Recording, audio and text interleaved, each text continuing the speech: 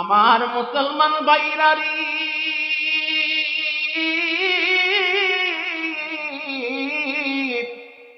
ওই মদিনাওয়ালা যাকে টান দিবে রে, ওই মদিনাওয়ালা যারে কবুল করবে রে, তার দুনিয়াতে চিন্তা থাকবে না, তার আখিরাতেও চিন্তা থাকবে না।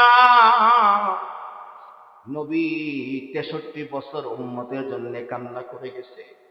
উম্মতি উম্মতি বলে কান্না করছি, এখনো রোজায় শুয়ে শুয়ে উম্মতি বলে কান্না করে। যেদিন কঠিন হাসরের মাঠ কায়েম হয়ে যাবে গো,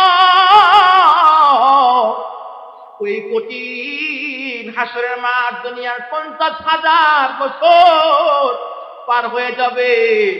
মাথার উপরে সূর্যের 12টা মুখ চলে আসবে।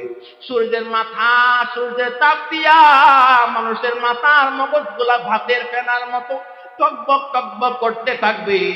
কারো হাঁটু পরিমাণ হয়ে যাবে মানুষের রক্ত কোষগুলা গলে গলে, কারো পেট পরিমাণ হয়ে যাবে, কারো নাক পরিমাণ হয়ে যাবে, কারো মুখ পরিমাণ হয়ে যাবে। কেউ ওই পুজের মধ্যে সাঁতরাইতে থাকবে আর রব্বি নাফসি বলে কান্না করবে। সব নবী রাসূলগণ নিজেকে নিয়ে বড় চিন্তার মধ্যে থাকবে, আল্লাহরে ডাকতে থাকবে, রব্বি নাফসি রব্বি নাফসি রব্বি নাফসি। কিন্তু আমার মদিনাওয়ালা নবী গো, রব্বি নাফসি বলে কাঁদবে না, নিজের জন্য কাঁদবে না, পরিবারের জন্য কাঁদবে না, আল্লাহর সে ছায়া নিচে সেজদার মধ্যে পড়ে পড়ে আমি আপনার জন্য কাঁদবে, রব্বি হাবলি উম্মতি রব্বি হাবলি উম্মতি, আমার উম্মতরে মাফ করিয়া দাও গো, আমার গুনাহগার উম্মতরে মাফ করিয়া দাও। আমার নবীরে বলবি, আল্লাহ বলবে, ও প্রিয় হাবিব আমার, আপনি কাঁদবেন না গো নবী, হাসরের মাঠ আমি আপনার জন্য সাজাইছি, মেরাজের ঘটনা আমি আপনার জন্য ঘটাইছি, সব নবীদের নৃত্যকে আমি আপনারা দেখাইয়া দিচ্ছি, আপনি যে নবীদের সরদার।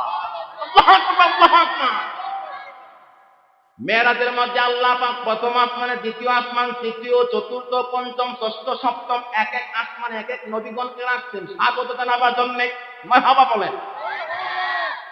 বাইতুল আকসা মসজিদের মধ্যে আমার নবী 1,24,000 নবী পয়গম্বরগণের ইমাম হয়ে 2 রাকাত নামাজ পড়িয়েছে।